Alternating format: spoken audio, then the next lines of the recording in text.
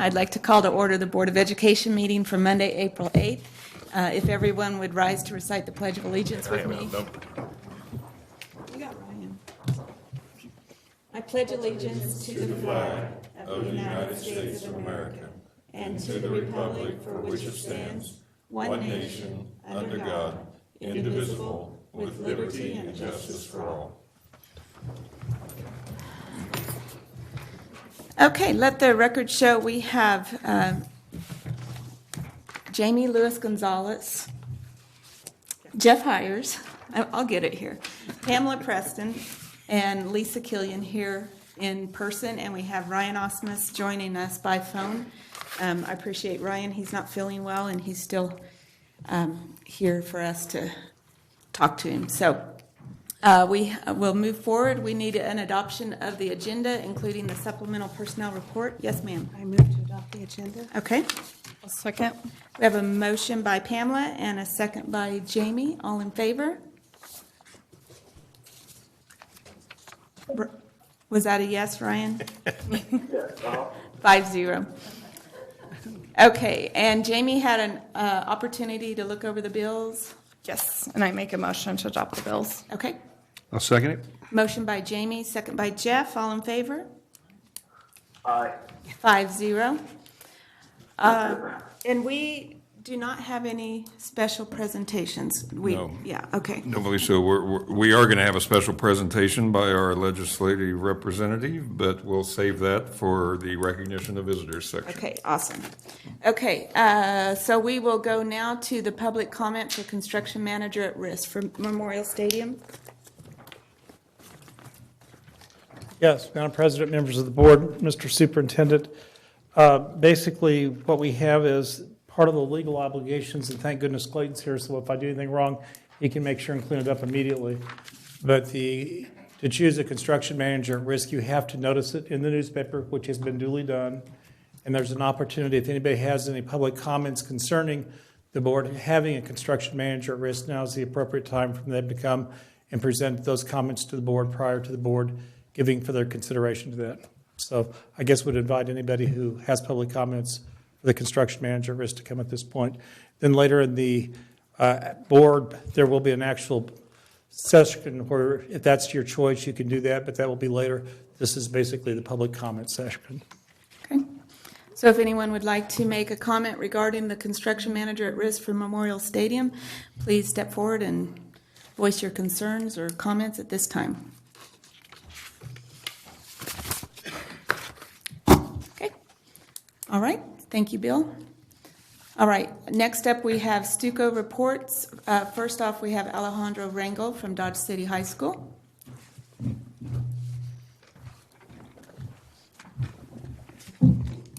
Good evening, Board and Dr. Dirksen. It's been a long time since I've last seen you. Really? Yeah. We've missed you. Our flag project representing students from more than 30 countries is getting off the ground. The flags will be ordered this week, and it will be up for display by the beginning of next school year at the latest. Student Council will be holding its officer elections this week on Friday, and I will be bringing in the president-elect to the next board meeting I'll be attending. Correction on that. Victoria Garcia will be bringing in the president-elect, since I and Mr. Hansen. Yeah, I and Mr. Hansen will be in Topeka to be recognized as a delegate for the United States Senate Youth Program, or as an alternate for that program.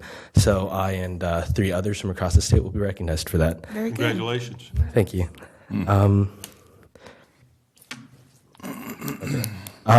Also, while we're on that, we're looking to send the majority of our officers to a summer Stuco camp.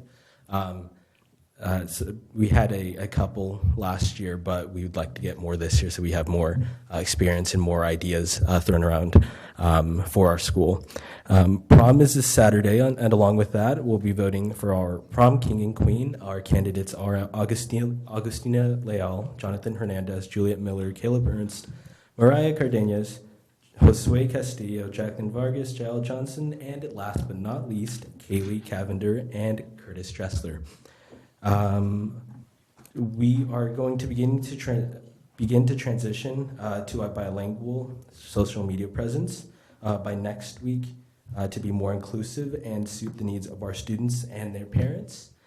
We strongly encourage something like that to be adopted across the board, or I strongly encourage something like that to be adopted by other social media accounts that our school district is in charge of.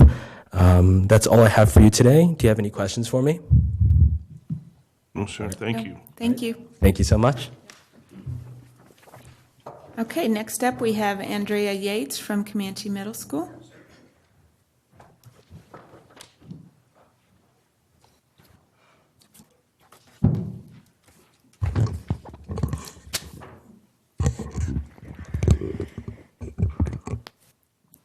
Good evening. We have not had a meeting in student council since the last Board of Education meeting. We do have lots of things going on, though. The last 2 weeks we have been state testing. Our last day of state testing isn't until May.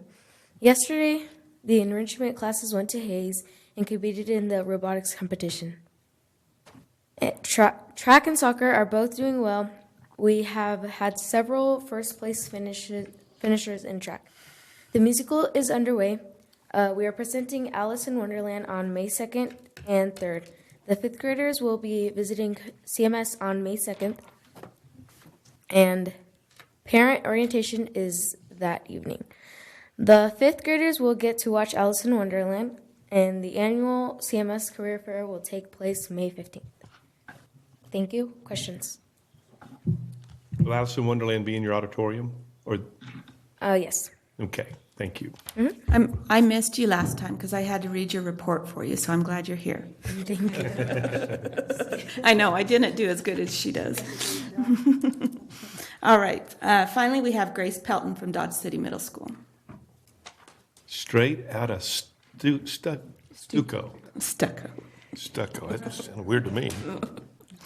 Good evening. It has been a couple of weeks since the last time I was here and presented. I'm excited to be here and tell you about all the exciting things that have been happening at DCMS.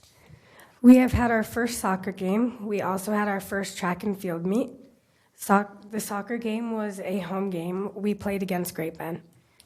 Both of our boys' teams won, so did the girls' A team.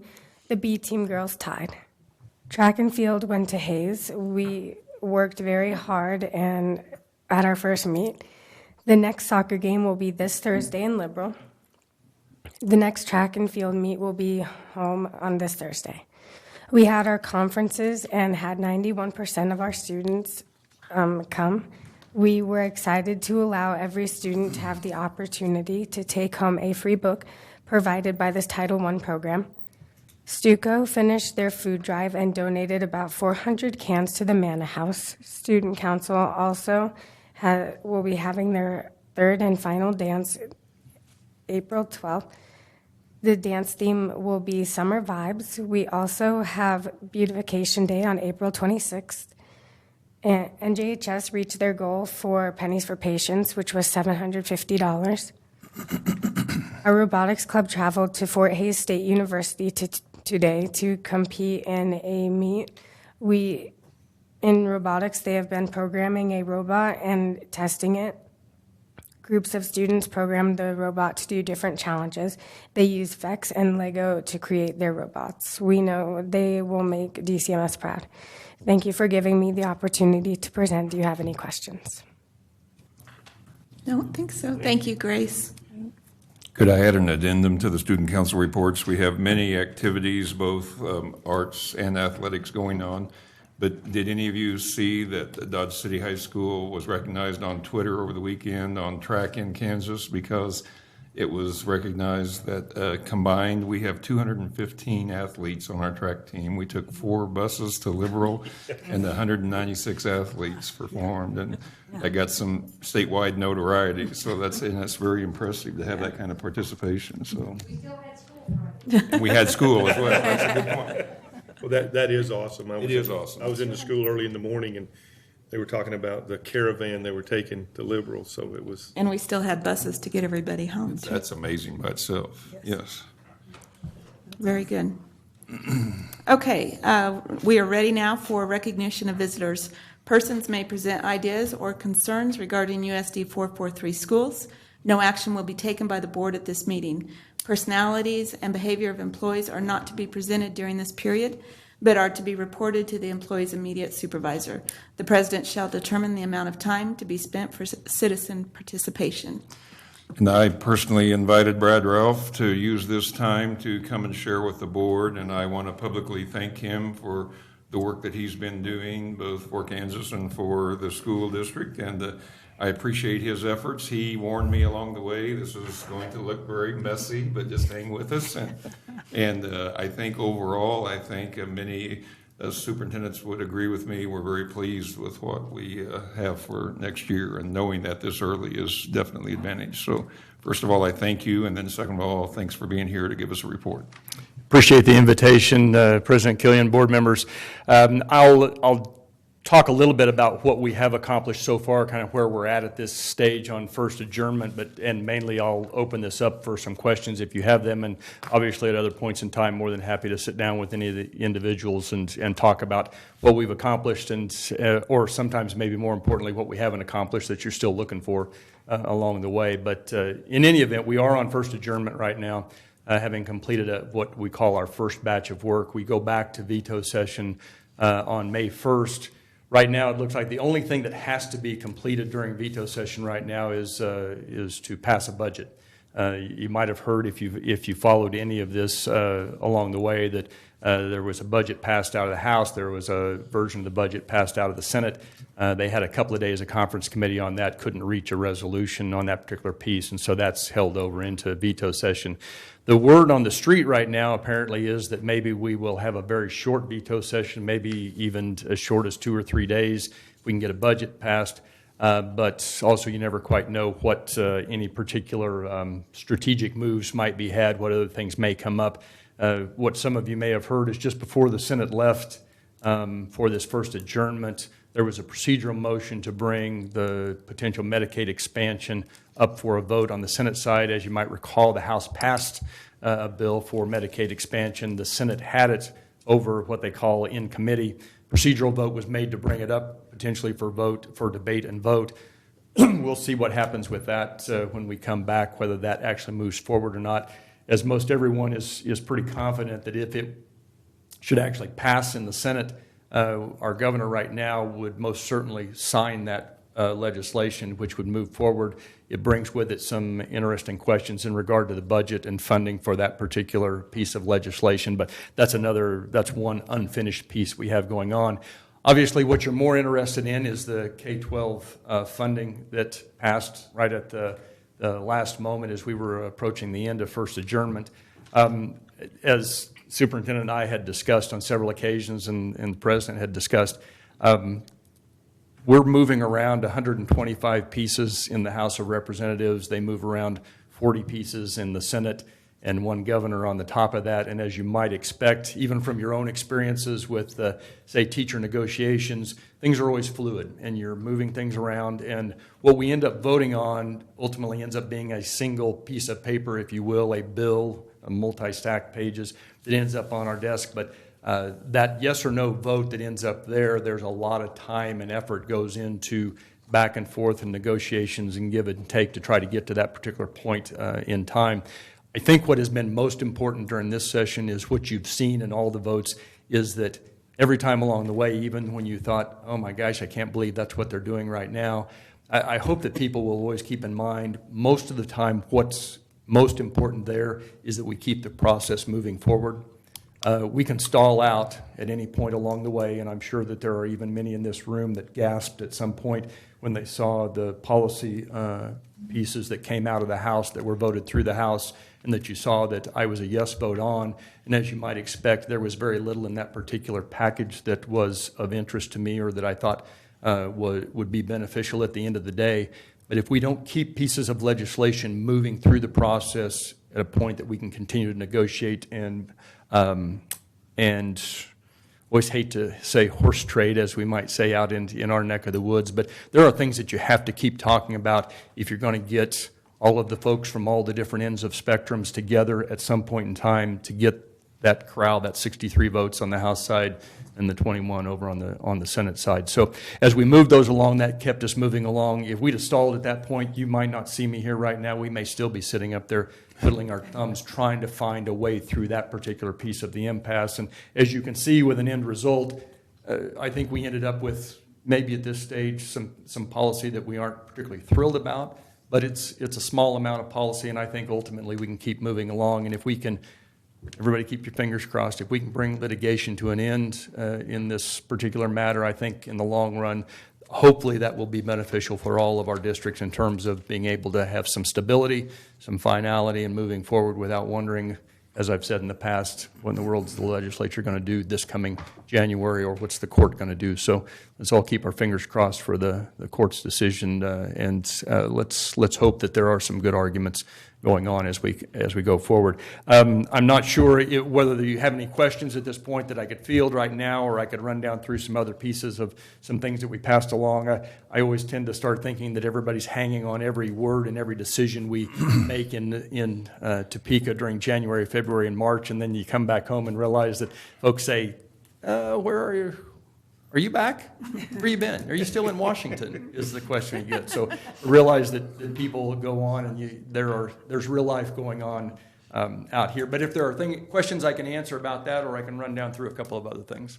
I wanted to thank you for passing one bill that I've already shared with the administrators at our last council meeting that is a good opportunity to share with everybody in the room that they would know too, and that is, little did I know that bill was being dealt with that had to do with the number of drills that a district is required to have.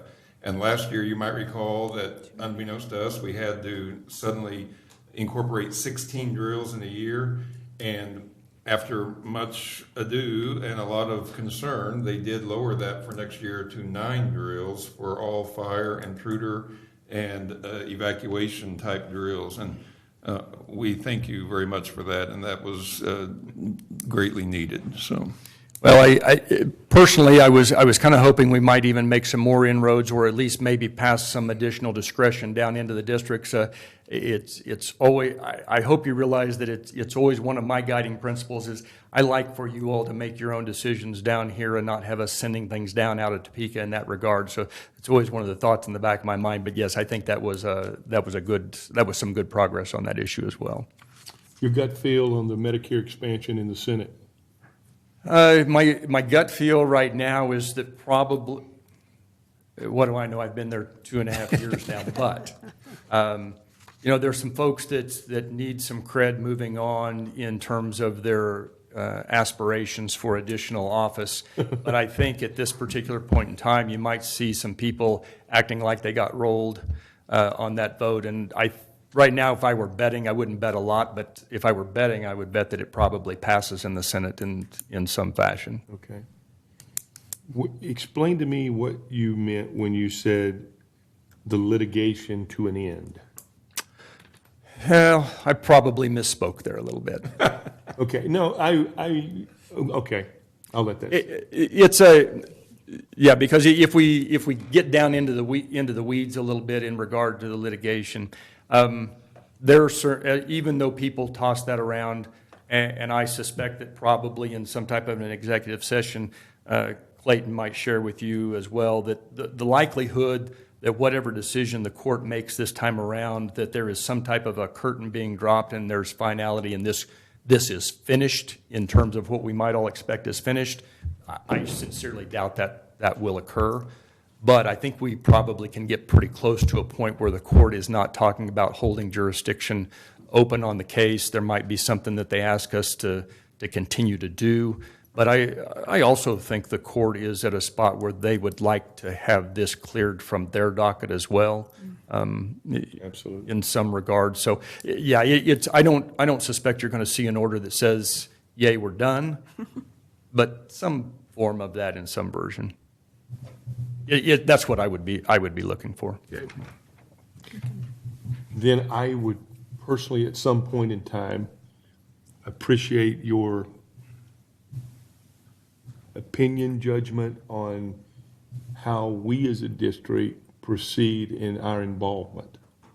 And we've talked about it, but I think we need to have a real serious discussion on our continued involvement, to what level and to what degree.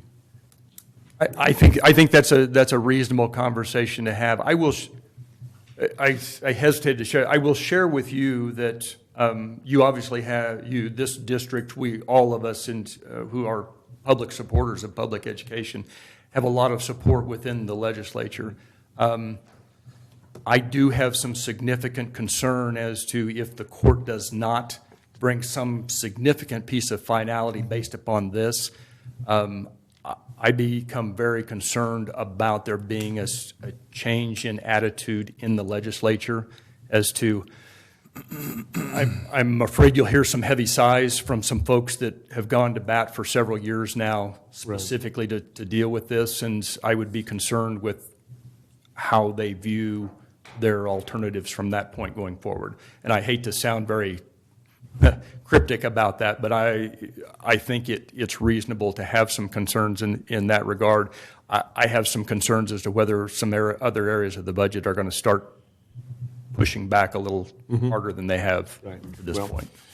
No, But yes, I think it's a conversation to have. But right now I am positive and optimistic in terms of thinking that the court is not unaware of the practicalities going on in the state as well. good. Okay. Would be my expectation. That makes sense.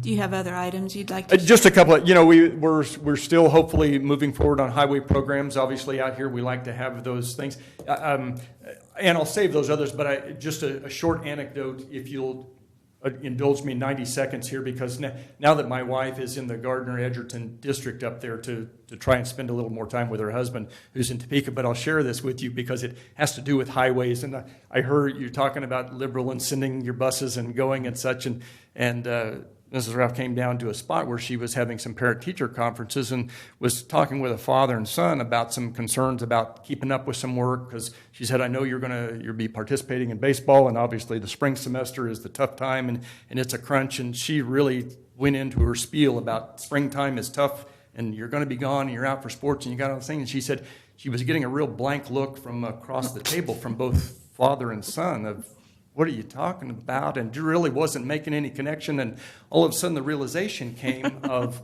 they don't travel up there. Right.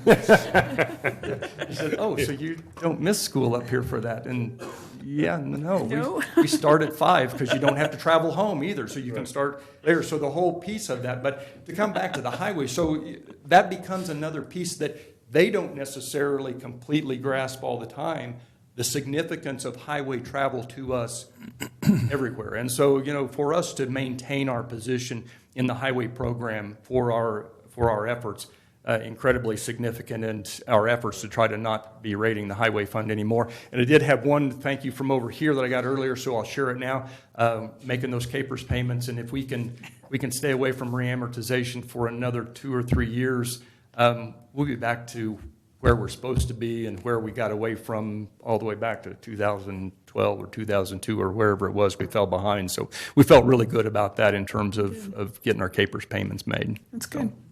Good piece. There are other things, but we can talk about those another time because I know you have your meeting to move on to. But if there are other questions, I'm more than happy to answer those. But otherwise, thank you for the opportunity to continue to serve there in Topeka. Enjoy it. We appreciate you being here. Thank you. Thank you. Thank you, sir. Is there anyone else that would like to approach the podium to speak to the board? Nope. Okay, we'll move on. Next up, we have the consent agenda, which includes the approval of personnel, including the supplemental personnel report, the approval of minutes for the March 25th Board of Education meeting, approval of breakfast after the bell opportunity for the Kansas grant application, approval of Kansas Dental Association Class Project Contest Grant Award for Mrs. Hutchcraft's class at Ross, approval of Smartboard purchase for Lynn, approval of Bright Beginnings Policy Council minutes for March 19th, and the notice from the Office of Head Start regarding preliminary non-competitive determination for Bright Beginnings for the upcoming 5-year grant application, which is good news. I'd make a motion, we approve the consent agenda. I'll second that. Okay. We have a motion by Jeff and a second by Pamela. All in favor? Aye. Aye. All right, 5-0. And we're ready for public information. Carrie? Got them lined up. Yeah, they're ready to go, just like airplanes. Good evening, Board of Education, Dr. Dirksen. I'm here it's a bit of clarification, if you will. I'll give you a bit of background on this, but we voted on this December 10th for Martin Luther King Day, but in the minutes, it reflected just for one calendar year. So I am here to make that request that we include that for the 2019-20 year and future years to come. So specifically, that is the action that I am requesting tonight. Okay. And I, personally, for myself, I did think that also was for future years as well, so. We just found that in the minutes, and so I wanted to come back and make that clarification. Absolutely. So I'll speak clearly for you. So we are asking to approve this request to grant the birthday of Martin Luther King Day Jr. as a paid holiday for all district employees for 2019-20 calendar year and future years. Okay, I'll make that a motion. all right. I'll second. Motion by Pamela and a second by Jamie. All in favor? Aye. 5-0. Thank you so much. Thanks, Carrie. And we've got Human Resources. Good evening, board members. Dr. Dirksen. This evening I have 3 items on the agenda. The first item is a staffing request. We've had a lot of conversations about the load that our school nurses carry, the increased number of bodies, for one thing, and the increased number and severity of medical needs. And in addressing that situation, we have decided to try this concept of hiring a nurse aide to assist the nurse at 2 elementary schools that currently split a nurse. And so we want to put this trial into effect, if you will, and hopefully the model works and we may replicate it down the road for other schools as well. But for now, we are requesting that we be allowed to hire a nurse aide to serve split duty between Northwest Elementary and Lynn Elementary, with that registered nurse still being the supervisory medical provider, if you will, of those 2 facilities, and the nurse helping pick up the nurse aide pick up some of the things that person is qualified to do that would free up the registered nurse. Dr. Nance, you say that $26,000 a year for the nurse's aide. What do you consider, what's the average for an RN? Oh, I did not bring just to that. get, So there are 3 levels of pay on the classified schedule, and it depends on, do you have a 2-year degree, a 3-year degree, or a 4-year degree? And it will increase. For example, I can say off the top of my head that the 4-year degree equates to about $29 plus per hour. So $29 and some cents per hour times the number of hours a day, 8 hours a day, times the number of days that they work. So it's going to be significantly higher than $26,000. And how many do we employ in the district at this time? Tammy, do you know, for example, how many elementary nurses we have? Well, I've got some information right here. I have that Ross has a full-time nurse, Beeson part-time, Central part-time, Sunnyside part-time, Lynn part-time, Northwest part-time, Miller, Willroads part-time, Sewell has full-time. So just in the elementary, that is 2 full-time, 5 part-time. 2 full-time RNs? Yes. Or Yes. 3 or 4-year, and then Yes. just the rest are But aides? when we talk about part-time, Tammy, please explain that, because that gets a little confusing on the part-time, because we actually have full The coverage. schools that share, for example, Lynn and Northwest share 1 full-time nurse. She's just at 2 schools instead of 1 school. So she's part-time Lynn, part-time Northwest. she's a So full-time that's 2 parts combined to be 1 full hire. And Tammy, Trying can to you do quick explain in a math. nutshell, by hiring this aide, we're able to have That way there'll be somebody there full-time in the building. So if the nurse is at Lynn in the morning, the aide would, probably we'd schedule something where they can do a transition piece or something where they get a chance to touch base. So if the nurse was at Lynn in the morning, for example, the aide would be at Lynn in the afternoon, and then vice versa with Northwest.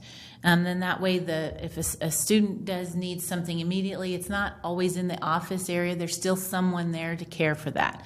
So we're going to at least try with this recommendation to make sure that there's someone there, and then kind of reevaluate nursing needs from that point. So that'll cover every elementary or middle, all of our Almost. schools. Right, for the Yeah. entire Working school toward day, that. for those two elementary schools. So we have kind of a rolling projection based on the number of sections that are increasing, the caseload, that kind of stuff. So eventually, there's a possibility we would request more as Miller growth continues to grow, and And Sewell, and Sewell already continues to has grow, full-time. and that kind of stuff. So we're trying to get it outside of Will Roads, where having a full-time person is difficult for that size. But there will be, whether it's a nurse full-time or a nurse and an aide, so there will always be somebody there. So we'll bring one in next year, hopefully, and one in the next is kind of the initial plan. But we need to see how this aid piece works, reevaluate what needs are being met. Does that suit our need, or do we still have other needs that aren't met? And then evaluate, from there. I think it's very important that we have nurse Somebody there. and/or nurse aide, but Yeah. preferably a nurse, an RN of some sort at every elementary school. I think And it's a every great school. idea, yeah. What was the thought process behind having Lynn and Northwest as opposed to another school? Well, I don't know that there's anything other than just numbers to look at, and they're all high. So to say that one is not significant is really not fair. But these two share a nurse, and it just was the one that was selected based on the number of cases Yeah. that they had seen over the past year, 2, 3. Have you shared that demographic and we can review or Well, anything? that's what I was just saying. I'm trying to pull it Because up. Tammy has put together, we had studied this, and we have a list of what the needs are between allergies and diabetes and other issues that the nurses have to tend to on a daily basis. And I agree with you. And what we're seeing is that's increasing, it's not decreasing. And there's more and more of those needs. Asthma is another example of something that is desperately needing medical coverage. And so Tammy put together a nice list. And if you haven't, let's make sure we share that and we can review or whatever so Yeah. they can see. And this, I want you to know, this was brought before cabinet. It was calculated. We feel like we are trying a little experiment to save the district some money and still provide the coverage that is needed. If it goes well, we might do more with that. But as we see the need increase, we fully understand aides do have some limits on what they are able to perform, et cetera.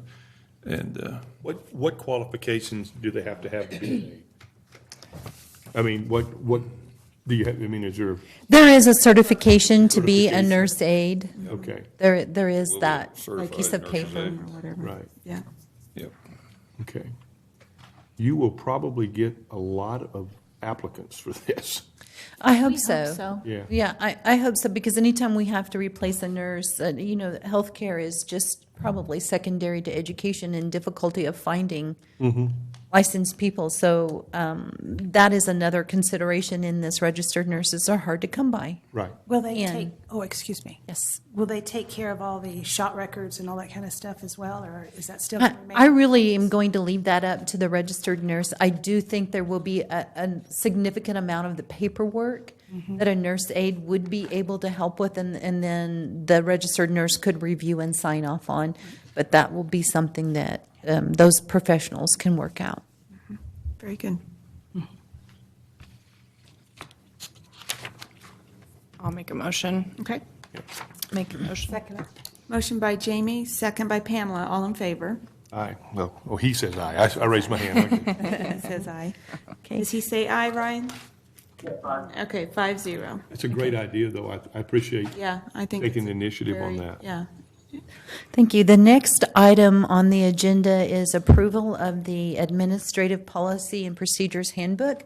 This is a document that has been in circulation in the district for quite some time. So what we are doing here is just providing some updates. And the most significant updates are including the administrator and classified exempt staff worksheets, salary worksheets that you've already approved. So you'll see those at the end of the document, replacing the old calculation worksheet that used to be there. And that kind of looks a little messy just because I was trying to show you what I was deleting as well as what I am inserting. So I apologize for the colorful graphics that you had in your report.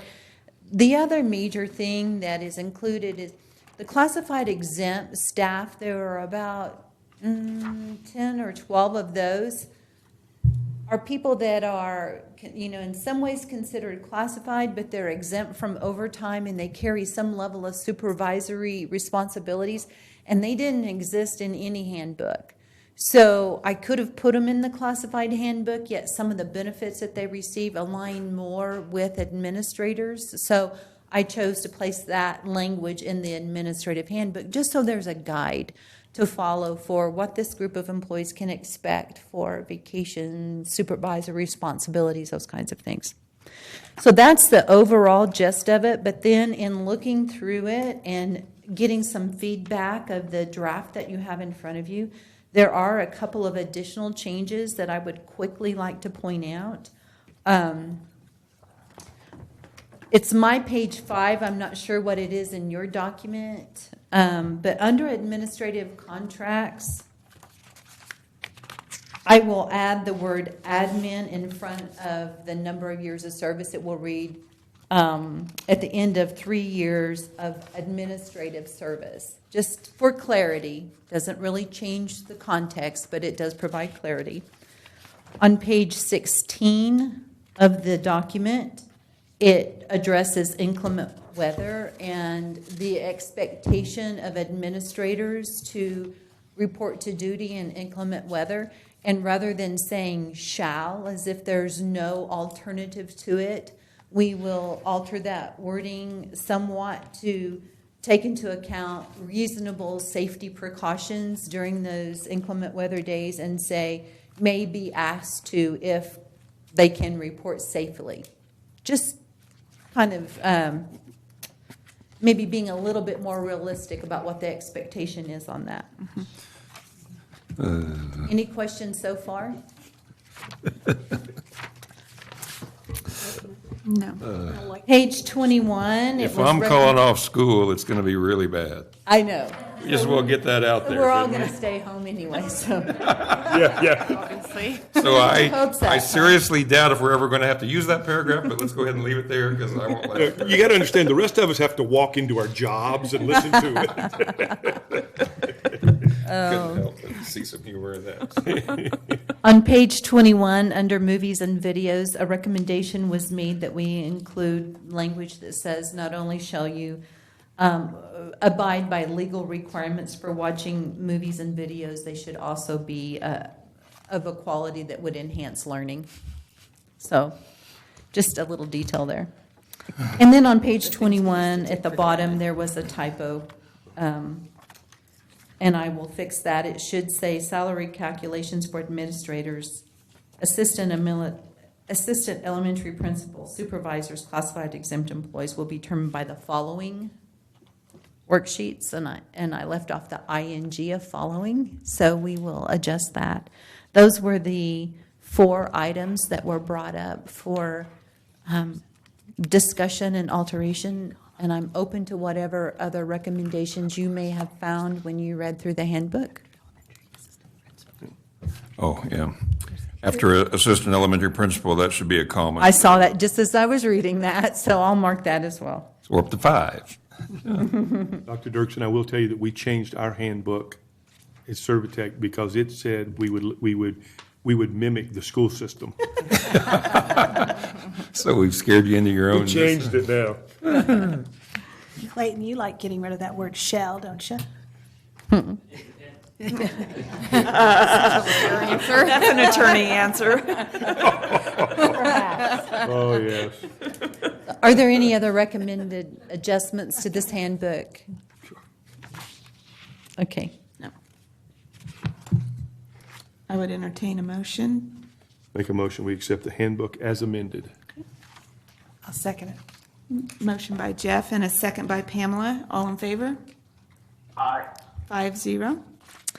Thank you. My final item tonight is a request that you approve a change of medical providers for employees that become injured or worker comp cases. The reason behind that is we are seeing some difficulty in getting our people in a timely fashion to our current provider, and at times end up just sending them to the emergency room instead, when maybe it's not really a true emergency room situation, but that's the only provider we can get to. So we've been in discussions with other service providers in Dodge City about how can we get better urgent care for our employees right now that have suffered an injury on the job or following up on a workers' comp case.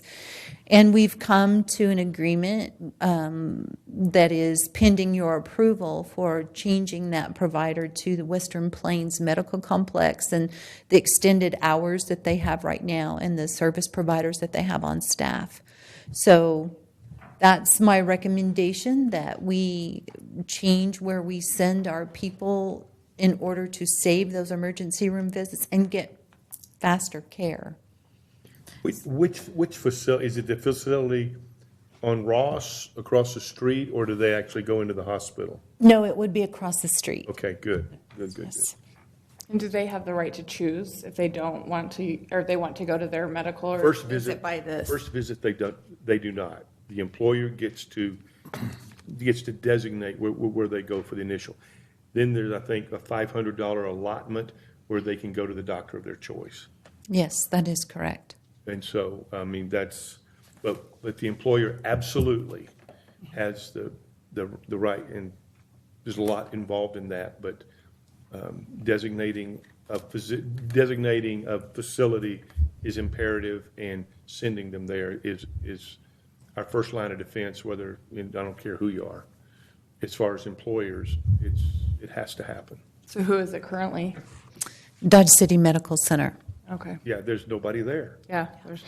Well, and you know, it's just the right thing to do to try to get your people that are injured into someone right away, and to have this opportunity before us, and you know, it's certainly worth giving our employees that level of care. So would that affect if the urgent care was not open and the ER was all that was available? Would that affect the price of that?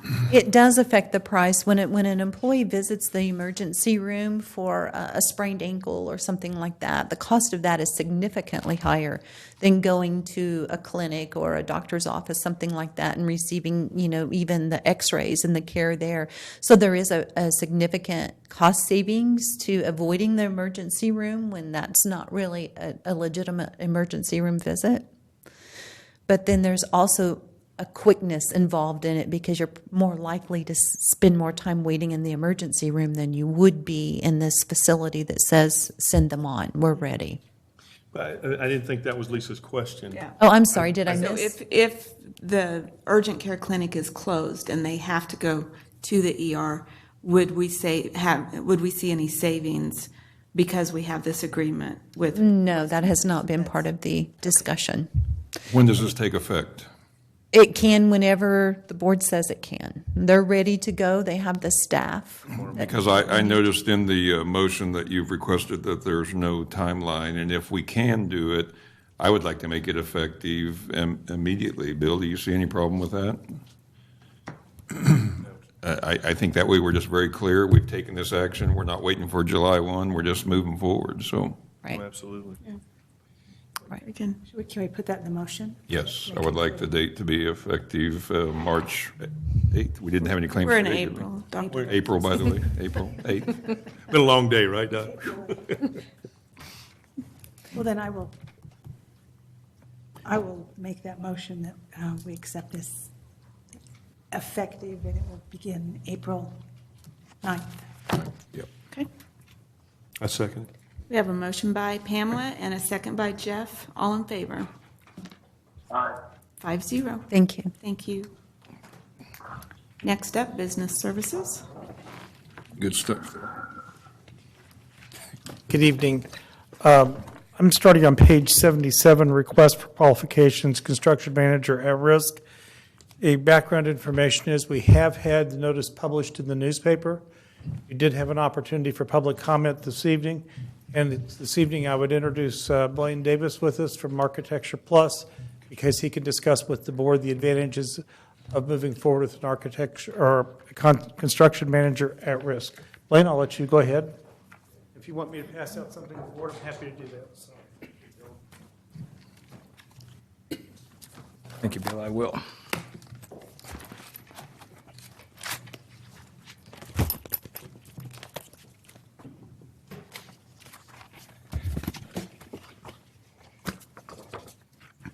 There's about a dozen of us. Thank you, Bill. Thank you, board. Dr. Dirksen. I'm here to basically discuss anything that you might have questions on the CMAR process. And as the handout that Bill's passing out has a few highlights and a few notes there that kind of discuss the advantages. And the one thing I might say right off the bat, kind of in the middle there, it says owner benefits. That probably should say owner architect benefits, because truly I'll benefit as well as you folks will by utilizing this type of service. The one thing that really stands out is obviously in the name, it's construction manager at risk. And that means they're taking the risk. They're taking the risk in guaranteeing a maximum price for your project and holding that price for you. So that's the one thing I see is very important. Also, they kind of guarantee a timeline or provide a timeline for a project, so that's another plus as well. The one advantage I see in my part of it is by having a construction manager on board, they're going to help me in the design process. And, you know, it may be that I'm thinking we might want to do an all-concrete building, and they may say concrete is very expensive in Dodge City. Let's look at some alternative construction methods or whatever. So there's a lot of things that they'll bring to the table that will help me in designing your project and getting your project in a timely manner and also in a budget situation that fits your needs. So if you have any questions after you've kind of looked through those few notes, I'm sure here to advise you or to answer questions in that regards. Okay, run through the process to me a little bit. We're not talking about putting it out to bid right now.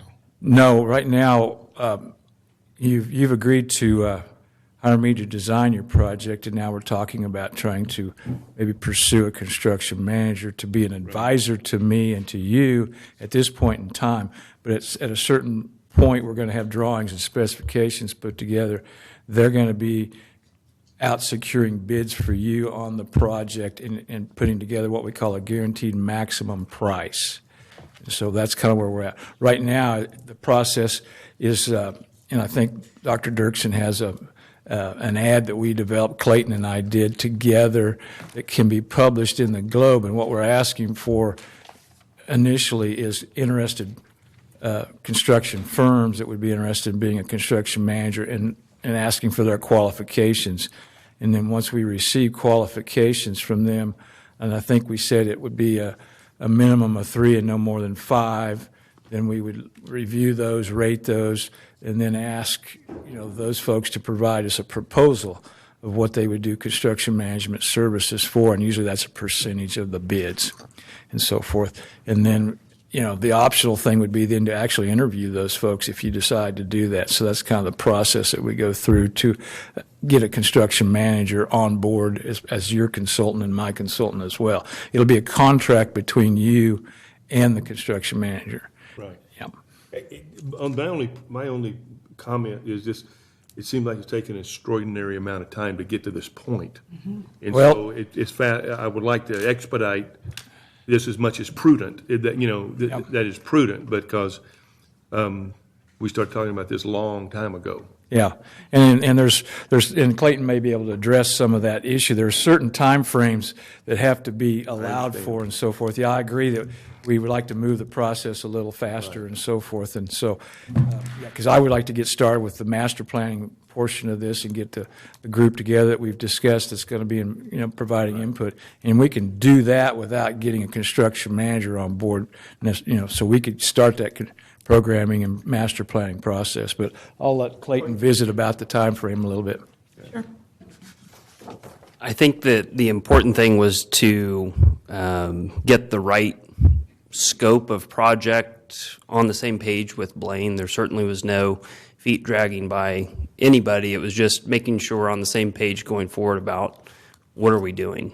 And so now that we have that in place, then there was the requirement to publish the notice of public comment today. And then there's more time frames involved in waiting to send out. If you approve the request for qualifications that's in the board packet, then we have to wait 15 days to send that out. And that's the statutes are just lined with timelines, and they are not suggestions. And so if you want to get sued, you just violate a timeline that's right there in black and white. So I don't think there's anything unnatural that's gone on. It's just it's a big project, and I think there's still the question of what is the project. So do you anticipate that we would be approving a construction manager at risk for our May meeting? Is that kind of the idea or goal? Or We were going to talk about having the, I guess all I can say is the request for qualifications, which is phase one. It's a 3-phase process just to get a construction manager at risk hired. Phase one is the RFQ, which you're to approve today. We figured about 3 weeks to allow firms to bid or to send in their qualifications. Then you would have 15 days before you. right 15 days before that. We were thinking having it due May. I can't remember. I don't have the date with me. May 17th. Taking the law, and Clayton and I've been over this. There's a requirement we have to notify people 15 days before we send them out. Makes no sense to us at all, but it's the law. We tried to look so that, and then you've got to give them a chance to respond, and then you got to interview Right. at least 3, but not 5. So then, you have the no less than 3, no more than 5. Then you send out an RFP where you actually get proposals, tangible project proposals. Mm-hmm. Then you pick no less than 3, no more than 5 for phase 3 of the process, which is the interview process. And those also the proposals also have to go to the Kansas Department of Administration to be scored, where they look at fees. Mm-hmm. And then the Department of Administration ranks the fee proposals and gives the board a recommendation about a best value hire. That piece is kind of new, isn't it? We haven't always, yeah. We did it on the last one. On the last one, yeah. That used to not be part of the process, and that's one reason we always call the attorney, because every time we've done this, they've made some, is tweaks an appropriate word for changes of law? Sure. The bottom line is it just changed the law enough that if you don't follow it, you're in trouble, so Yeah. we always go back and have the law reviewed and the statutes. So no, you're not going to hire somebody in May. Okay. Other questions? Yeah, ironically, the process, once we get the construction manager in place, should, decrease our timeline, but getting there seems like eons, you might say, yeah. I don't think you're alone in feeling like that. Trust me. I would make a motion, we approve the request to send out the RFQ for the construction manager at risk. We have a motion by Jeff and a second by Jamie. All in favor? Aye. 5-0. Thank you, Blaine. Thank you. Thank you. Blaine. Clayton, appreciate it.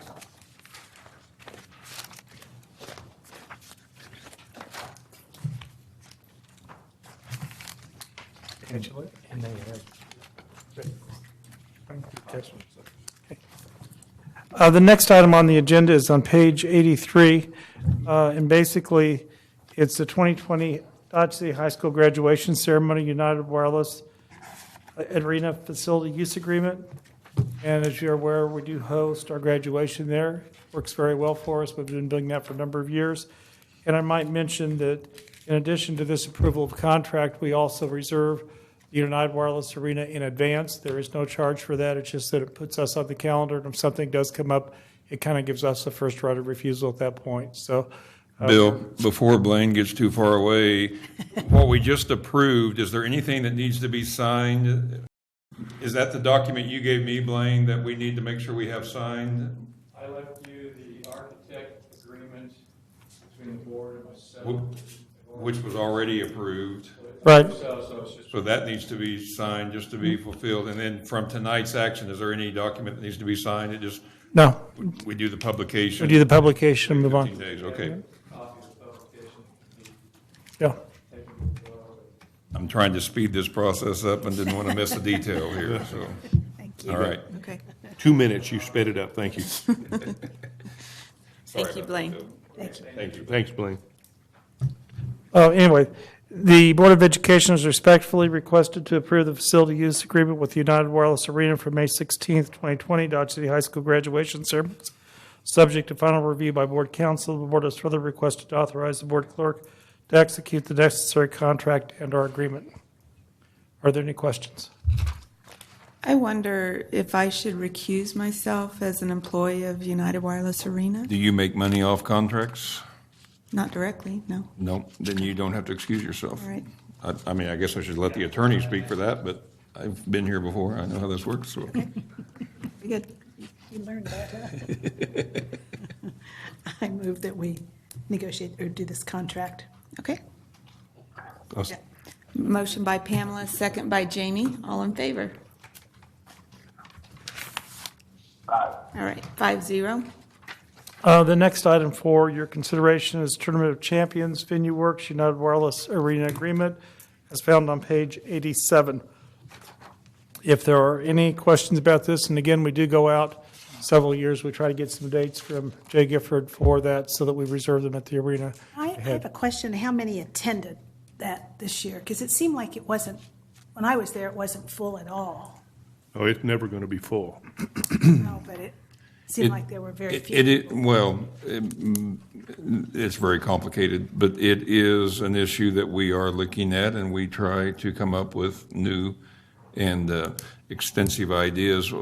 One piece that we are trying to accomplish is to get a little more involvement, possibly from the chamber and from the community, to promote the Tournament of Champions, because it is heralded across the state. It is known on a national level, if you will. Definitely after the halftime performance we had this year, it became very famous. But before that, you know, it's one of it is the longest, I've been corrected before, tournament west of the Mississippi. We're looking at many ideas. A great example that I want to talk about is the 1A state tournament was held here, and it tripled the attendance, if not quadrupled it, you know, but smaller towns have a more home-like action. And then when you're bringing schools from the Kansas City area and beyond, you know, it's hard to get more than family to come to an event like that. It is. And then that's why I wondered if it was. Yeah, we're exploring a lot of ideas. I mean, we're shooting the moon on some of this stuff because we've actually even talked about having a lot of tournaments now are boys and girls tournaments, and we thought about utilizing the Civic Center and having a combined tournament. But if you do that, then you lose the halftime performance because of the participants not being able to be at both places, and you know, so there's. It just seemed like Ms. Weiss, did you have something it kind of seemed like you had something you wanted to. Okay. It just seemed like to me, that I like to see the full house, and That's not going to happen. Yep. Well, I know graduation, but the Civic Center used to be a Full. full house, and the excitement of it, and that's not available this year. We had 2 times during the tournament this year where the numbers in-house exceeded what the capacity would have been at the. Right. Right. It's just so much. So big. Spread out. And spread out. That it's Okay, hard to all right. see. Yep. Then that's what I needed to hear. We had 2 times during the tournament where we exceeded. what we could have held in there. And, I mean, let's be real, the society we live in, if we were to move that back to the Civic Center, we'd lose teams and we might not have a full tournament because of, Well, United Wireless People Arena expect some of that. is a blessing and a curse. It's a blessing in the fact that great teams want to come here because it's a state championship feel.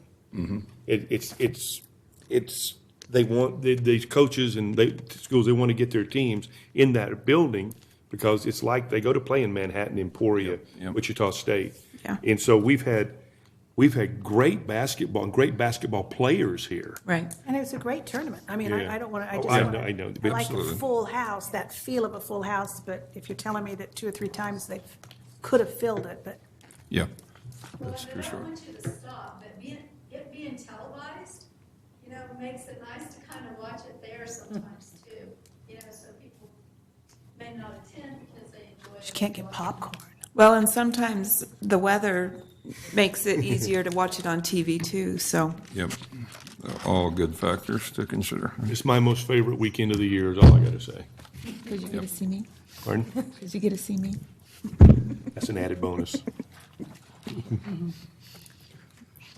So I would make a motion to renew the contract with Venue Works and United Wireless Arena. Second. Okay, motion by Jeff and a second by Jamie. All in favor? Aye.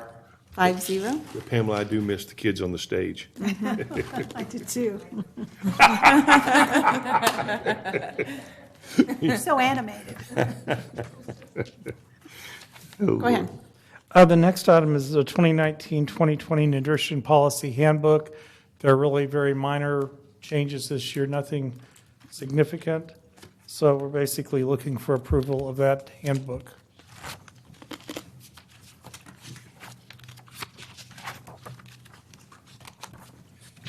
I would make a motion, we approve the handbook. Okay, I'll second. motion by Jeff, second by Jamie. All in favor? Aye. 5-0. The final item this evening is the bid to remodel the lower level of Building A for the Therapeutic Education Center. We received two bids on that particular project. One was from Building Solutions of Dodge City for $643,015.20. A second bid from Hutton Construction, $563,200. And basically, as a result of administrative kind of review of those, I think the determination, as I understand it, Dr. Dirksen, is we're going to recommend the rejection of these bids tonight because the administrators who are responsible for the programs feel there are more economical ways to meet the current need. I don't know if you want to expand on that or not, or. Yes, I think we've looked at it. We went out for bids, but we want to reject those bids because that's not where we want to spend our money for the needs that we have, so. Okay. I like not spending money. We need a motion to reject them, or do we just? You really do, because we have accepted the bids, and bids, we kind of have a responsibility to bring it to the board. So you can either accept, reject, or delay. I mean, you have really 3 options, and at this point, the recommendation for administration is to reject the bids. On recommendation of administration, I move that we reject the bids for the TEC remodel. Okay. I'll second it. Motion by Jeff and a second by Pamela. All in favor? Aye. 5-0. We will be hearing more about What the plans are? Yes, as we develop them. The next item is basically bid to upgrade security lighting with LED across the district. This was one of those things that's going to take, we had a number of requests throughout buildings to improve exterior lighting for security and safety purposes, and we basically put that in the whole package. And this is being done with bond funds that were not used in the main project that we were able to put together after the project. So the cost, let's see. Stop. It's being done with what kind of funds?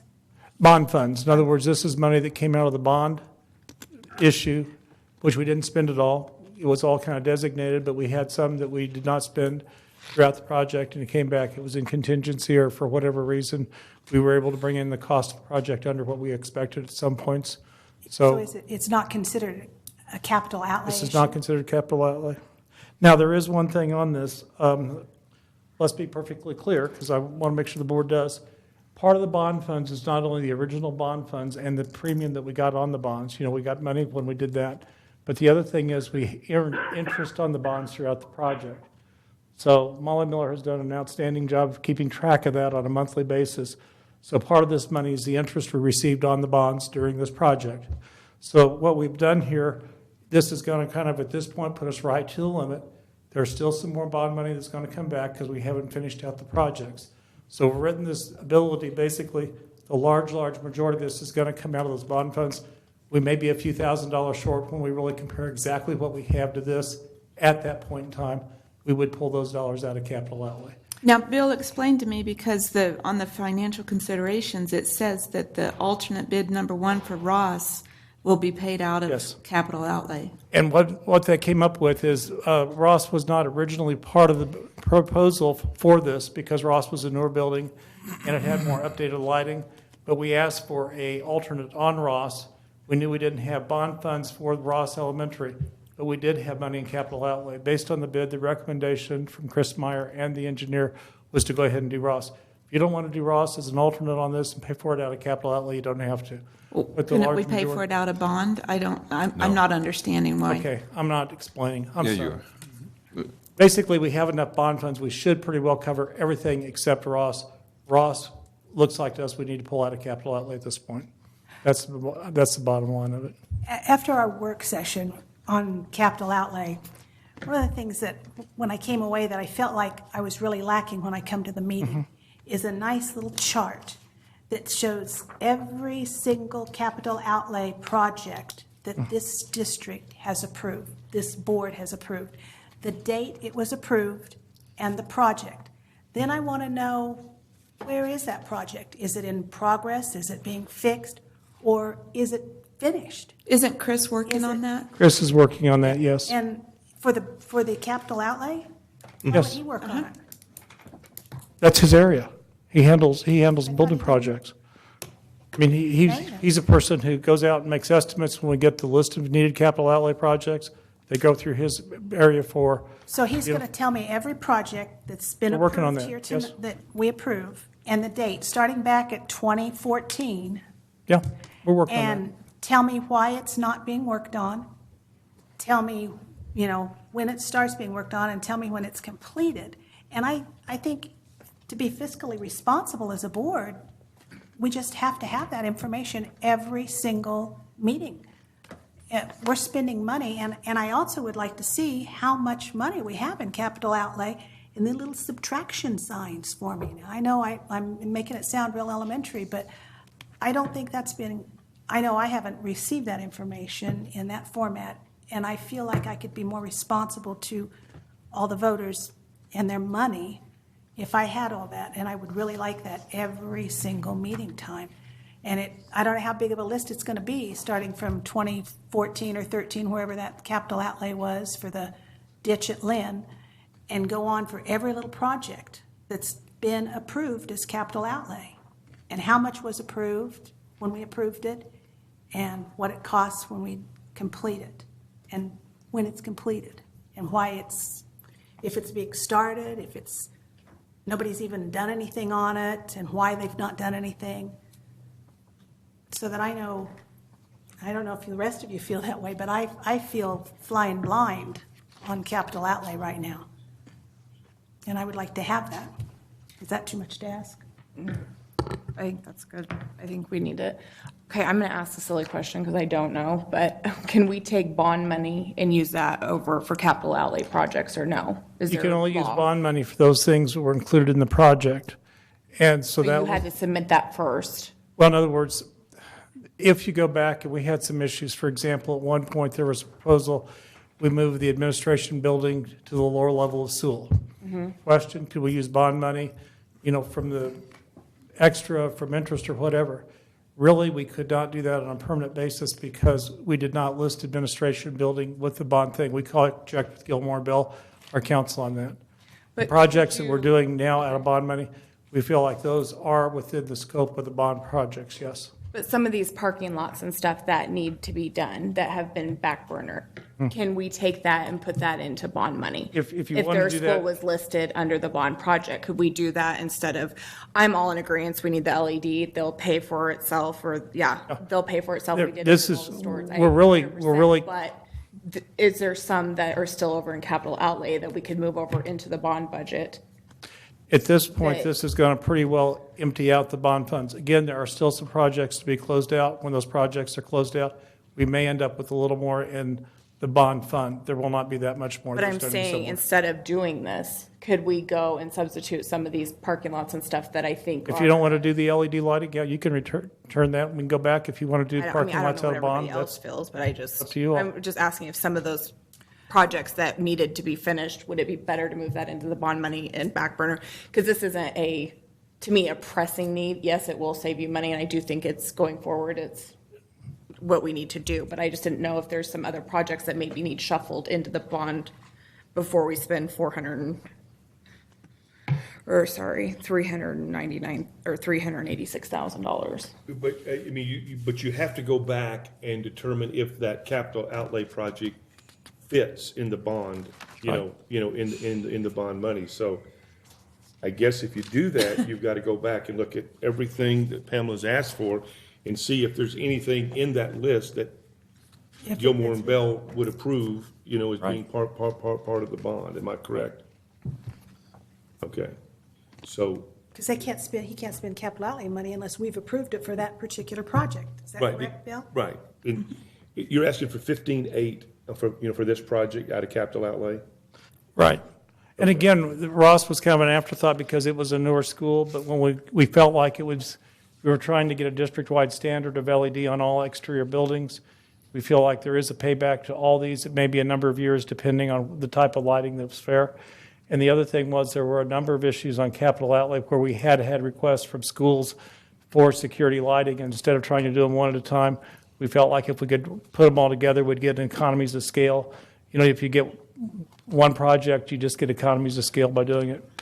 It's whatever you. But I want to see when those projects came in and when we approved them. If you had a lot of schools that request that, when did they request it? When was it approved? I'd have to go back and do that because what we that's what I we spent time going through as we did the bond project. A number of things that were on capital outlay were addressed in the bond project.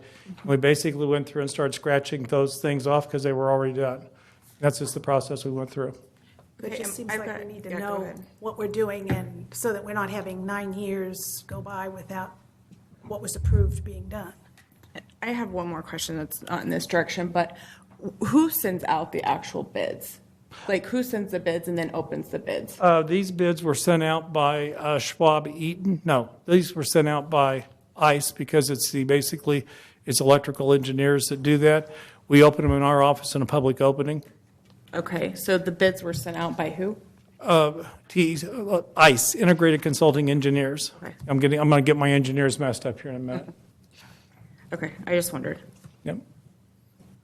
And then you open them personally or who in a public? There's a public opening. Anybody can come into the opening. We've had people, for example, on car bids, a lot of times we'll have people show up. A lot of bids we don't have. We do not accept fax bids because if you have fax bids and something doesn't work, well, then it's our fault. We just say they have to be written, they have to be presented to us.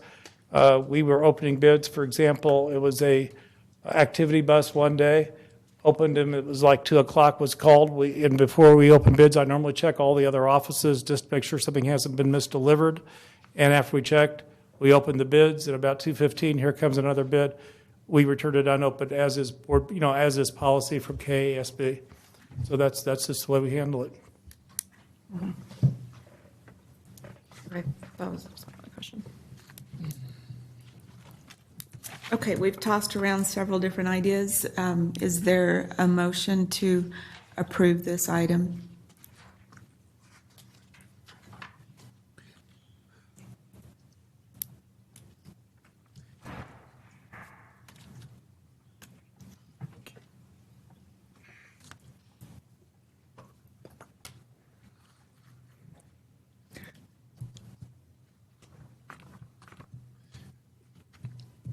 I'm not going to.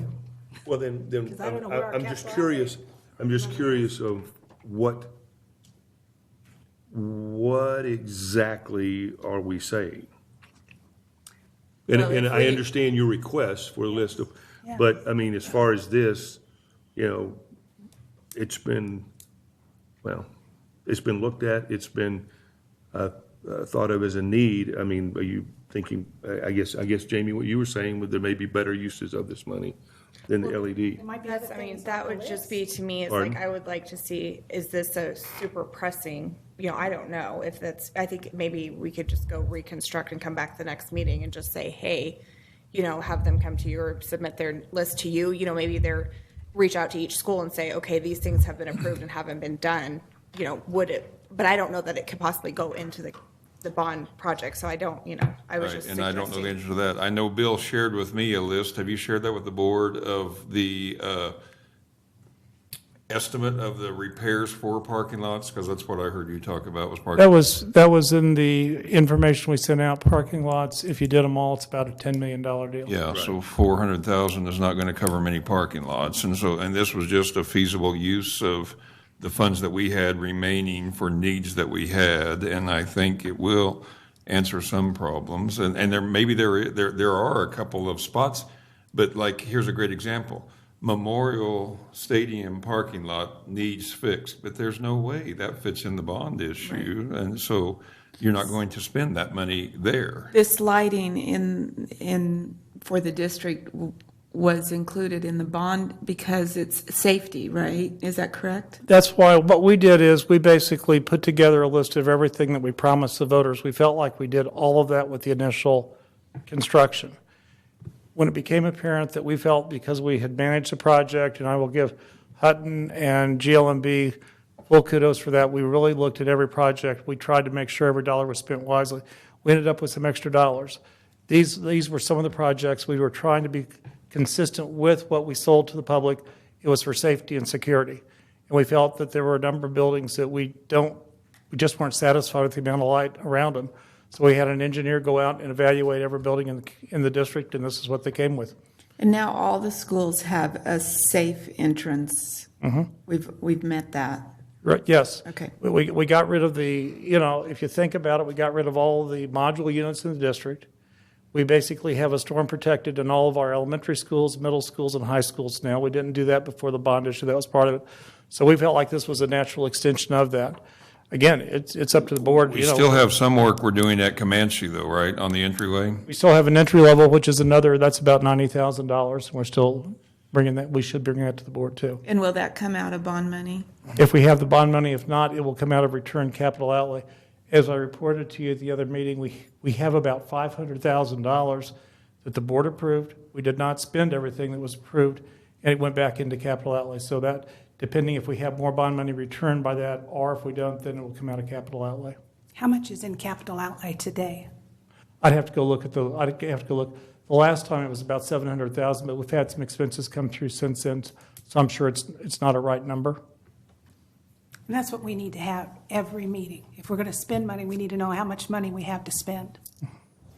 And that's my concern. And it says that Ross project and expend the cost from capital outlay. So And if you don't want to do Ross, fine. If you don't want to do folks, I'm just trying to. And you understand the reason that Ross is there, that it wasn't part of the bond issue. I just wanted to make sure you understood that. Mm-hmm. I think we're confused. I think we're taking apples and oranges. I mean, because this is a project that was in the scope of the bond issue, and to complete it and do what administration thinks is proper, it takes 15.8 out of capital outlay. It's just a continuation of the bond project to me, and not. I agree. And not. The only reason capital outlay is mentioned because they're 15.8 short. Mm-hmm. Well, so they're going to use capital outlay money. Right. And I don't know what all is on that project. I know it goes on that capital outlay. I know it goes back to 2014. I understand Who knows that. what's on there that might Right. be a little bit more important than this? But to be perfectly honest, I mean, this is going to be crazy, but the money we spend, $15,000, you can't do much with it. You can't do much with $15,000. This may be a great use of $15,850. To me, it makes sense because, like Bill was saying, is if we just do the base bid that's covered by the bond and not Ross, then the cost goes up when we decide to do Ross because we're going to bring it out to do one school. So every other school has the LED lights. They will with this project. Oh, I thought it was just high school and Comanche. Is that right or no? There's the list on page 117 of your board packet. We're talking Beeson Elementary, Bright Beginnings, Building A, Building B, Central Elementary, Comanche Middle School, Dodge City High School, Dodge City Middle School, Lynn Elementary, Miller Elementary, Northwest Elementary, Ross Elementary, Sewell Elementary, Sunnyside Elementary, and Wilbrow's Garden. So you're replacing all of them with LED? Yes. Okay, then I agree. I would just say, I do think it will pay for itself. I'll tell you, we did it at the stores, and I 100% agree it will. It'll pay for itself. But Pamela, I do agree with you on the list of capital outlay projects. I just think this particular thing brought it to a head that we get the information we need. But as far as this project, it's a worthy project to spend that $15,000. I totally agree, it's a worthy project, and I think we need to do it, and I'll be more than happy to vote for this, but I don't know how much money we have, I don't know what all's on the capital outlay list, and I want to see that. I want to know, because there might be something that we think takes precedent over this. And I understand this is tied in the bond, I get it all, but I feel like it's important to me to know how much money we have in capital outlay and what's on the docket that we've approved to fix, and start subtracting all those and find out where they are. And then if you look, once we look at that, or once I look at it, then, because this is a very worthy project. I don't want to diminish this project at all, because it is important. I just feel like sometime we have to say, stop. We got to, find out where we are. We got to balance the checkbook. I don't disagree with you that we need to have that information, but I do feel like this project should be approved with the bond issue money and the alternate, because it does make sense to do it all in one project, as one project. And if it was said if we're told that, if the taxpayers were told that in the bond, then that's what should be absolutely done. With bond money, you're right. So, yeah. With bond money, certainly, but this says that they're going to use some capital outlay. But only 15,000, right? Yeah, Capital only outlay, 15,000. so, And to me, it doesn't make sense to hold out Ross. No, I mean, for then what? if you have to bring them all back out here Right. from. It doesn't make Beloit sense to again, me. You're gonna, I agree. And I would make a motion to approve the bid to upgrade security lighting with LED fixtures in the schools listed at the price listed, Including the alternate. as presented and the alternate. Okay. I'll second. Motion by Jeff and a second by Jamie. All in favor? Aye. Okay. And all opposed? 4-1. Thank you so much. There are two issues here that we have as we're finishing out projects. Basically, Northwest Elementary, there's a contingency reduction in that. There were some dollars left in the project, and basically this deducts them from contracts, put them back for, additional items. So that's on page 119. The Board of Education is respectfully requested to approve change order number 11 for Northwest Elementary for a net total of $8,370.77, deducted from the general contractor's contingency fund and transferred to the owner's reserve fund. The board is further requested to authorize the board clerk to sign the change order subject to board council. Just to be, the money we just spent out of the bond, that was in the owner's reserve fund? Yeah. Okay. That's basically where it's all. Gotcha. Okay. You can tab it three different ways, but that's the bottom line. Yes, Okay. Jeff. I'd make a motion that we deduct from contract $8,370.77. I'll second. Motion by Jeff and a second by Jamie. All in favor?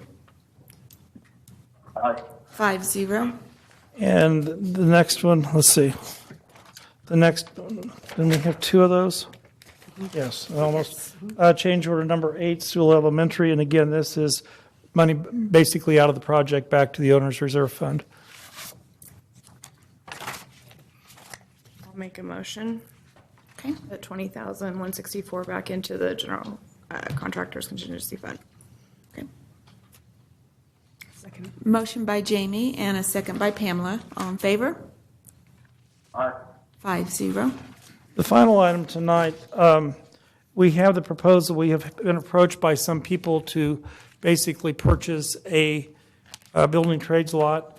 Clayton, I'd ask you to kind of look at this, and you might give, I had two concerns on this. Anytime we deal with all the purchasing, anytime you deal with real estate, it's by a different statute and different set of language. You know, you have to have certain resolutions and et cetera. So I asked Clayton to kind of look at that from a legal standpoint. And Clayton, if you'd give a report on that. Sure. So you're being asked to approve the sale of a lot, which would be considered district property. And under KSA 723216, the board has title and ownership of the of school property. And Bill was asking about whether that needs to be taken out to bid or open for bid, and the answer is no. The statute says that the property may be disposed of by the board by a majority vote, and in such manner and terms as the board deems in the best interest of the district, which just means you guys get to make the call on how and when district property is sold. There's no rules as far as this property goes, as far as opening it up for bid for a certain amount of time. That's a good statute to discuss because eventually this building we're in will be one of the items we talk about in that same process. You want to talk about the political?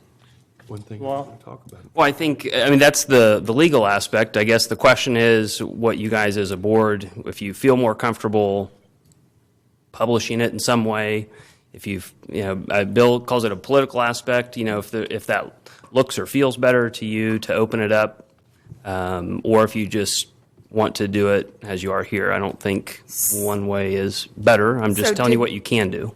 The seller find out about it through Brian Delzite? Is that? He approached Brian Delzite, yes, and as basically, I think we have, if not a legal and ethical obligation in time that somebody approaches us on purchase of school property, we need to bring it to the board. And the only question that I have is if you approve this tonight, you could get a call. Again, this is your decision. I'm just trying to give you information here. You could get a call tomorrow from somebody that said, well, you sold that lot for this amount of money and I would have paid you $10,000 for it. Is this fair market price? I'm not going to, I've been looking at real estate elsewhere. I don't have a clue what fair market price is. Do we know what we paid for it? Yes, we do. That It's in should have the been in your board packet because Bill we got did this for research us. that. Yes. Oh, okay. And we basically bought two lots together, and the assumption was we paid $13,000, so we split it in half. We assume each lot was $6,500.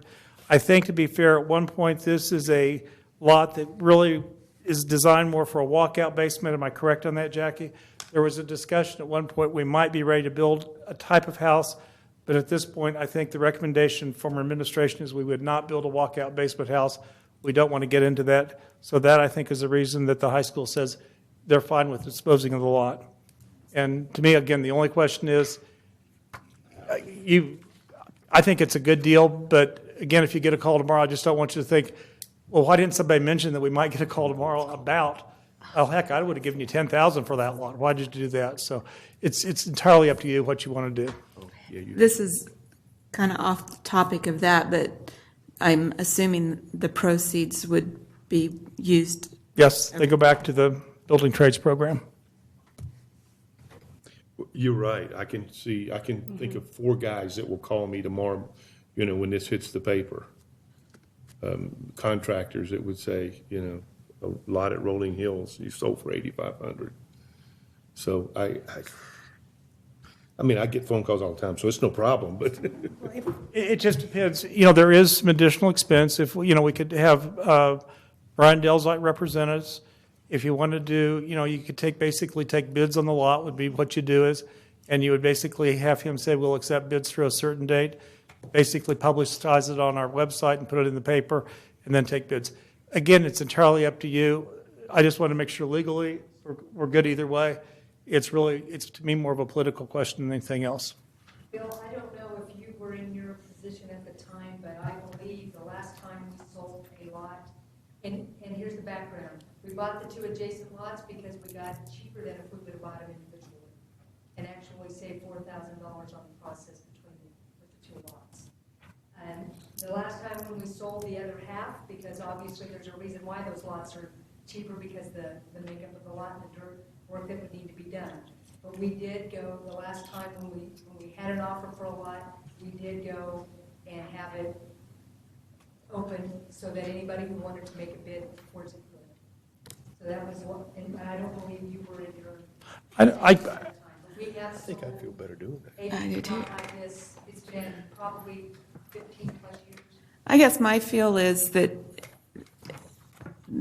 we would be better off, and it's more fair to people who might be looking for a property like that if we put it open for others to place a bid on. Sure. And we're happy to do that. Again, we feel like it's a responsibility to bring you the board, because finally all real estate goes to the board. There's nothing administratively we can do. It is a board, it's reserved for board action. So this is one that we need to reject the bid. yes, and I guess what you would do if you want to, I don't hear you necessarily rejecting the concept of selling the lot based on advice of administration. So maybe what you could say is, we reject the bid and direct administration to put the property for bid, and we'll take care of it from there. Okay. That's what you want to do. That sounds Again, good. your choice. Okay. Then I'll make a motion that we reject the bid that is presented to us. Oh.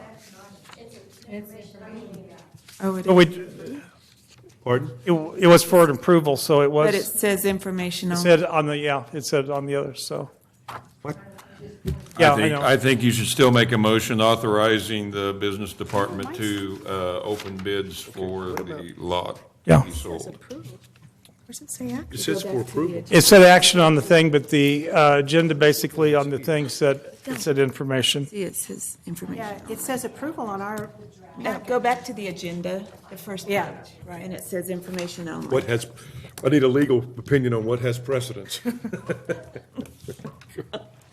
You're earning your money tonight. but- You still want to authorize Yes. that, so, yeah. Go ahead.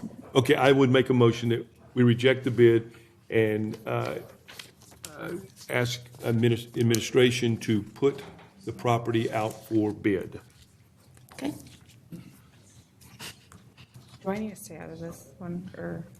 That's my father-in-law, so I didn't even know any of this until I read this just now that his name popped up, so. Okay.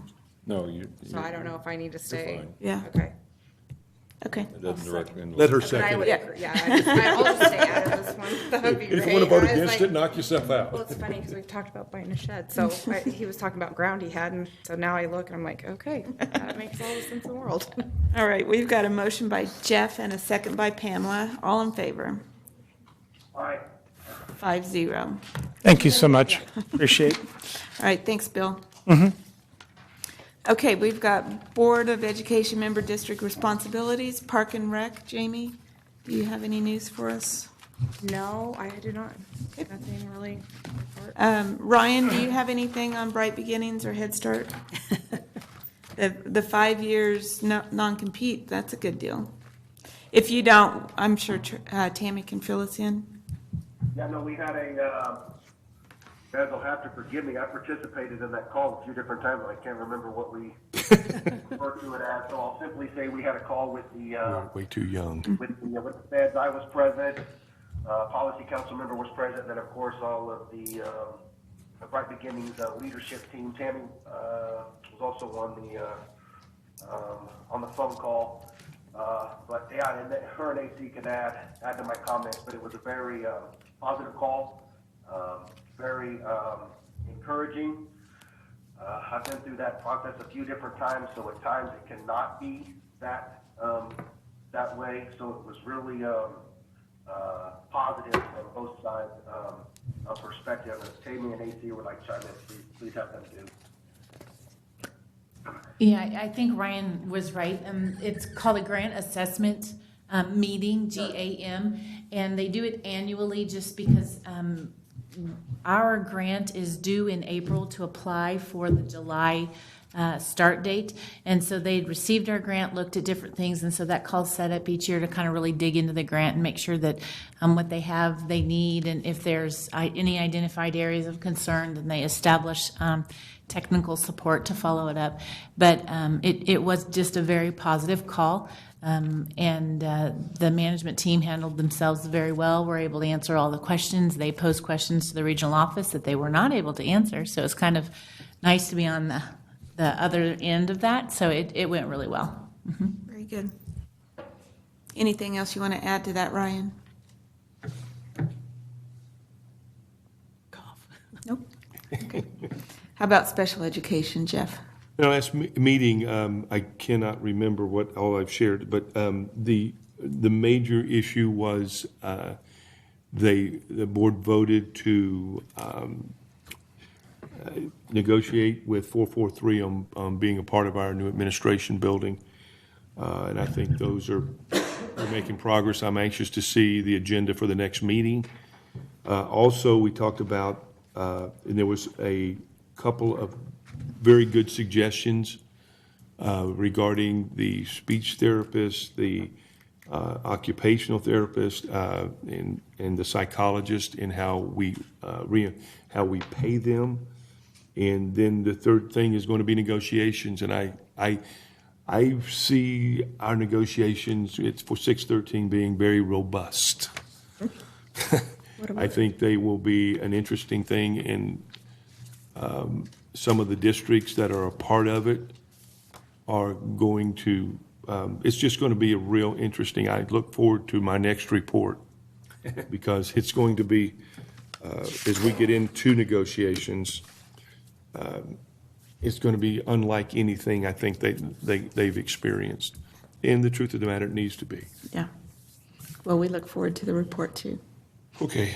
I really was pleased with, I was happy with the attitude in the room when we got to that part, because I went into the meeting mad, and that's never good. But I went in there mad, and I appreciated a lot of the comments. So. Good. Okay. Okay. Pamela, do you have anything to add to what Mr. Ralph? Mr. Ralph did a great job, and I Yeah. appreciate him coming this evening Yeah, for that us. was nice to have him here. Very nice. Capital outlay, Bill, is there anything we need, with Tracy and Tammy both gone, is there anything we need to know? Basically, where we're at with that is we had the report last Thursday. Chris has got to update those years on past projects that we didn't have at that point. We're going to try to bring to the board the budgets. We're going to try to bring that out and break it out between the amount that was returned from bond funds. I hope the board realizes just because you approve something on that with contingencies and stuff, we don't try to spend every dollar. We try to be very frugal with what we spend. And about $500,000 basically came back from approved funds from capital outlay to the capital outlay account. So that's kind of where we are. We're also going to try to work on a budget as we start presenting at the last Thursday meeting for next year. The bond has been a very interesting thing to work around because, like I said, on the lighting, we had a number of schools who were asking for additional security lights. Well, we're taking those off the list because we were doing a district-wide thing. You do have a couple other issues that have happened with the damage to the thing at Central Elementary. That's been turned over to insurance. I guarantee we'll not get all the money back, but hopefully they'll I never do say that word right. Subrogate. Thank you, Jeff. Get that, and we'll hopefully see some refunds on that. We're doing that. So you're going to get more information coming forth. We're working on it. Okay, thank you. Bill, I would just encourage, after Thursday's meeting and tonight's discussion, that you have regular capital outlay meetings, and that the board members are able to, report to us, Sure. and that it be, even if it's a conference call, but that communication is I do is want it vital. all out on paper, I wrote it down, a nice little chart. a nice little chart. All right, calendar committee, is there anything to report on that? No, Carrie, no. Okay. Thank you. And nothing on the Kansas Heritage Center. They did have, the library had an open house or ribbon cutting. And I haven't been over by myself, but I hear it's very nice. I would add that we're 2 months and 2 dump trucks away from you needing to find another committee. All right, I'm all for that. All right, Pamela, you're scheduled to review bills prior to the May board meeting. We have quite a few announcements. Friday, April 19th through Monday, April 22nd is Easter break for the district. Monday, April 29th, it's the fifth Monday, not the fourth Monday. Board of Education luncheon meeting at Bright Beginnings Early Childhood Center at noon. Friday, April 26th, USD 443 retirement banquet at Guyman Petro at 5:30. I understand we have a good representation from the board going to be there, so that's great. Monday, May 13th, Board of Education meeting here in the Austin boardroom at 6 o'clock. Saturday, May 18th, Dodge City High School commencement at United Wireless Arena at 10:30. Sunday, May 19th, Dodge City Education Center Adult Diploma Program graduation ceremony at the high school at 2 o'clock. And then Kansas Teachers Hall of Fame induction ceremony June 1st at the high school at 2 o'clock. Are there items that we would like to have on future board meetings or additional information? Dr. Dirksen mentioned this building. I would like for us to start talking about what our plans are for this building, because it's going to be here before we know it. And Write that down, and we'll make sure we get working toward that. just have some kind of discussion, and maybe Do you want to buy it? you won't, never mind. You'll never believe this, Jeff, but today I walked over to Central Elementary, and I walked down Division Street, and I was stopped along the way, and someone asked what the intention was and if they were interested in buying it, what the process will be. And just today, I told them that's a decision the board will be making in the near future, so we don't know. So, yeah, I was asked today about, are we going to sell this building? Okay. It's a good salesman. You grab them and drag them to the office. I told them, stay tuned. Any other items? Okay, we need 2 executive sessions. Yes. Okay, the first one is for discussion of negotiations, and the second one is personnel matters. How much time do we need for the first one? I believe 10 minutes with Clayton, Ramona, Bill Hammond, and Dr. Springston. Am I forgetting anybody? That's negotiations. And I think 10 minutes, we share that information. Then that will follow with non-elected personnel, and I need Clayton, Tammy, and do you want to be there for that, Ramona? Yeah, I'd like you, and you better add Fred to that too, on both of those. And how long for the second one? What time's tip-off? No. 17 minutes. Give me 15 minutes in that 15, there you go. I am who I am, people. Can't help. I remember. Thank you, everyone. We need a motion. Yes, I'm gone. Anyway. Motion by Jamie, second by Jeff. All in favor? We had it.